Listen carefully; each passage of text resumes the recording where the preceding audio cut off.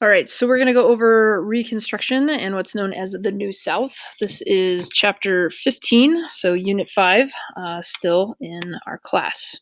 The big idea is evaluating how the Civil War impacted political and social and economic landscapes in the country, as well as how Reconstruction maintained continuity and fostered change at the same time inside of American politics and society. So keep those things in mind. All right, so there are a couple of phases of Reconstruction. The first phase is Lincoln's phase for Reconstruction, which doesn't last long, obviously, but his is going to start with a proclamation of amnesty and Reconstruction. So he's going to start working on this in 1863.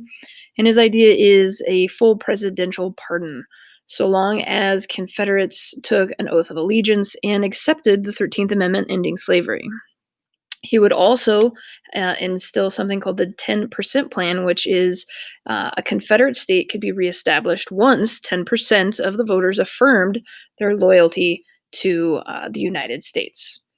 In 1864, we're going to have something called the Wade-Davis Bill. This is going to require 50% of a state's white male population to take a loyalty oath in order to be readmitted. This would also require to give blacks the rights to vote.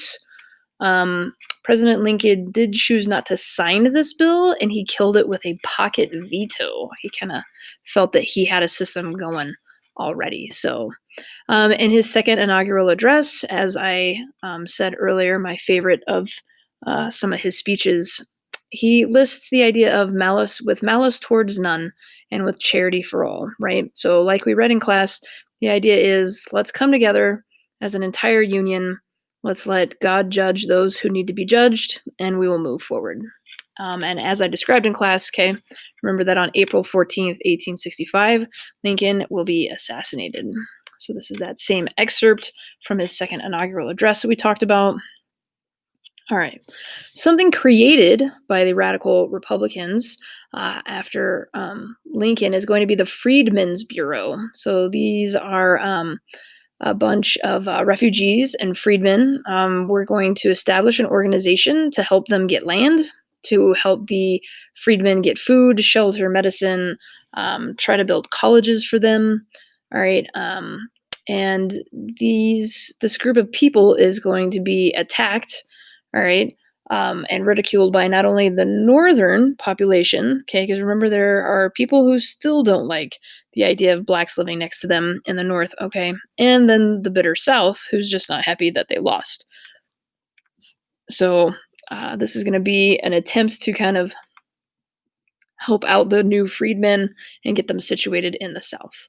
So with Lincoln's assassination, we're going to get Andrew Johnson. He's going to serve from 1865 to 1869. Remember that he is a Democrat and was chosen as Lincoln ran under the National Union Party for his second term to kind of appeal to people to show that he really wasn't going to attack the South after the war ended. So he was a war Democrat, so he did agree with the Union, though he was a Democrat. He's been a defender of the poor whites. Okay, he wasn't a fan of the wealthier plantation population of the South. He was also not a fan of black people and the newly freed slaves. So he definitely was all about punishing the elite Southerners, supporting the poor whites, and continuing to keep down the new freedmen. So he's not going to support the Bureau of Freedmen. He's not going to support the civil rights amendments that Congress is going to put through. So his major issues are he's going to have a different Reconstruction plan.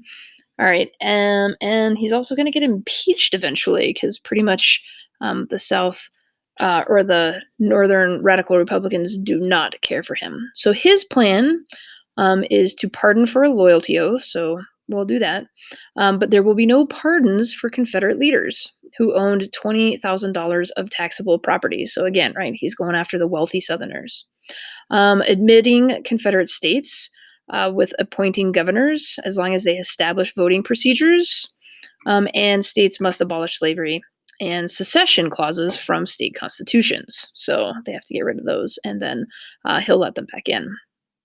The effects of this would have been former Confederates elected to office a lot sooner. Black codes would have easily been enacted. Okay, and he's going to veto the Civil Rights Act of 1866 as far as the freedmen, as well as the Freedmen's Bureau extension. Neither of these things are going to go well because the radical Republicans hold the majority, so they definitely have the 2/3 to override his vetoes. So that's what they do. The two major leaders you need to know of the radical Republicans are Thaddeus Stevens and Charles Sumner. Remember him from the caning. So in midterm elections of 1866, okay, one of the big slogans that goes around is that not every Democrat was a rebel, but every rebel was a Democrat. So let's still just not like the Democrats was kind of the motto of the midterm election. So the radical Republicans are going to win a supermajority in both the Senate and the House. Okay, so then we're going to get the radical Republican plan, which this one is going to be the one that gets enacted because with Lincoln gone and Johnson pretty much impotent as a president, he lacks all power. The radical Republicans are going to lead it. So their goal is the following. They're going to have the Reconstruction Acts of 1867. So we're going to make military districts in the South. We are literally going to, in a time of peace, occupy parts of the United States of America. So think about that. All southern states need a new constitution, and they must be approved by the radical Republican Congress. Black suffrage must be guaranteed, and all states must ratify the 14th Amendment.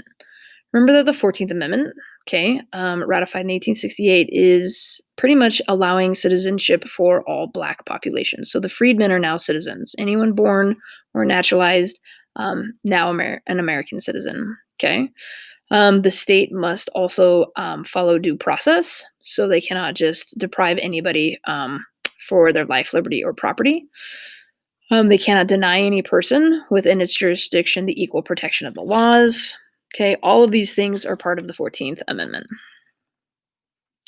All right, so we're going to impeach Andrew Johnson because he's going to attempt to fire some people in his cabinet. So just a quick gov update, right? The idea is the president can nominate people as to join his cabinet, but they must be voted on by the Senate.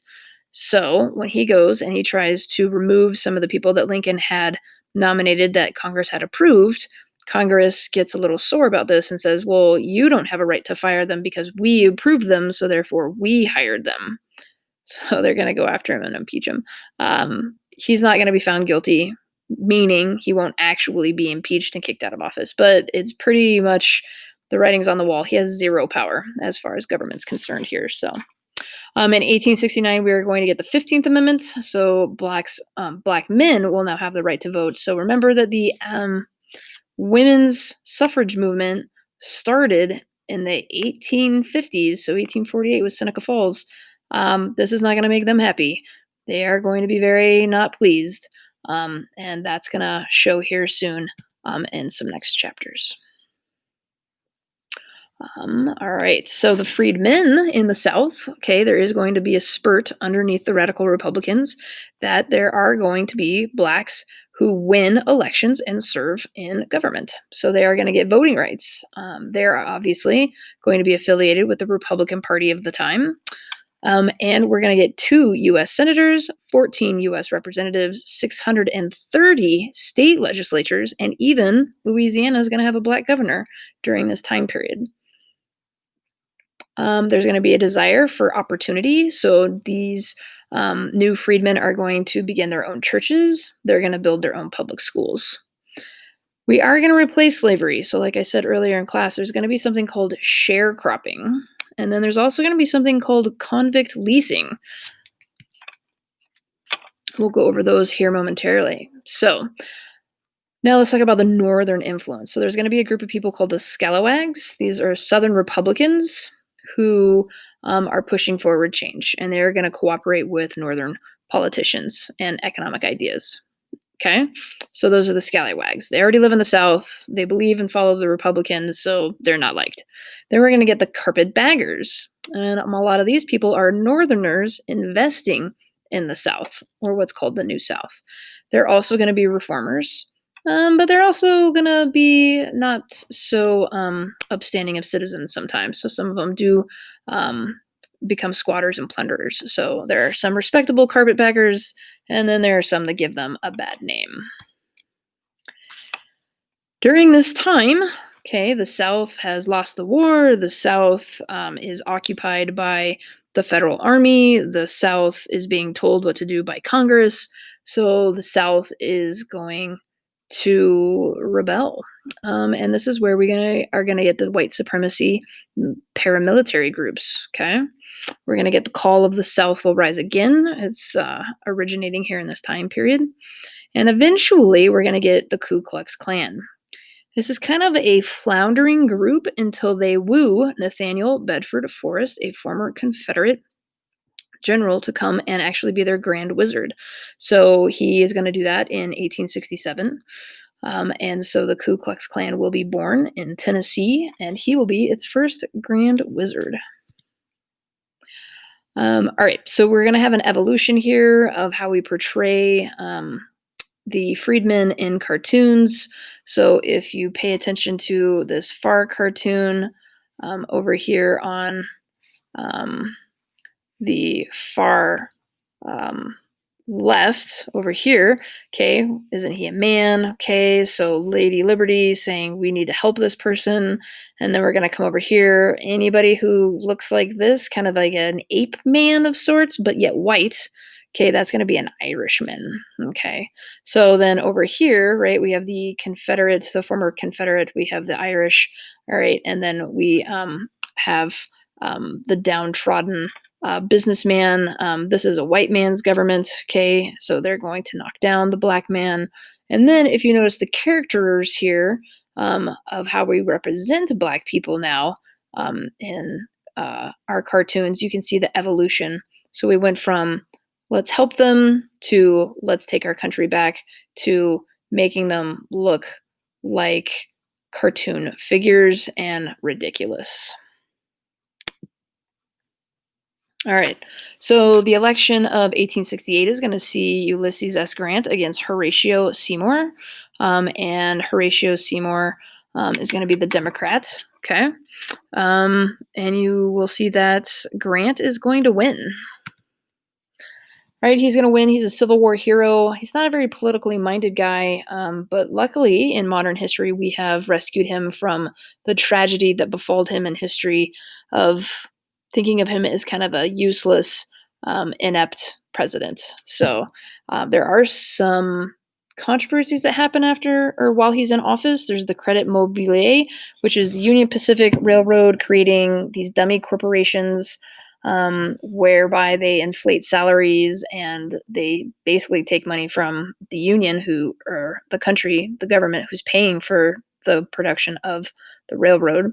Then we're going to sell some stocks to Republican congressmen, and that's going to help them get rich because the government's paying the Union Pacific to be built, and it's these fake companies that are bidding on it, and well, etc.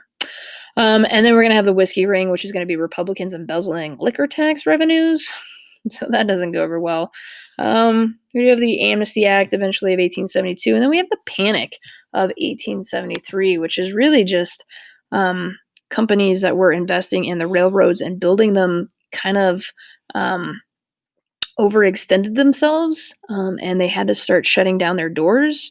So with the government putting so much money in them, they're overextending themselves. They just shut down and close the doors. The government's out the money. The government's not getting anything built anymore, and we experience an economic panic.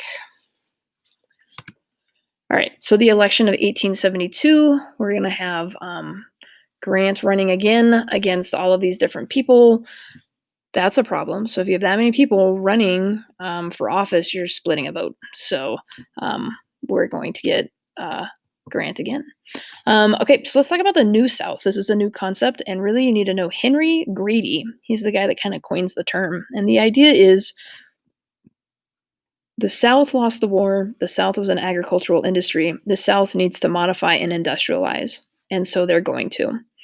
But the South needs to also remember that the whites are the superior race, and this should be respected. So blacks should know their place, and they should work hard to earn respect.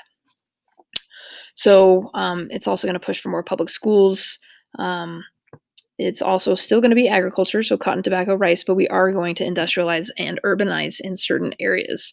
So we're going to get some textile manufacturing. We're going to get some coal and iron mining going on, and we're going to get some steel manufacturing in the South.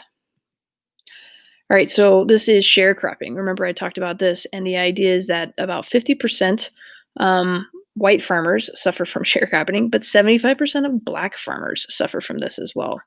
The idea is the sharecropper is given land and seed.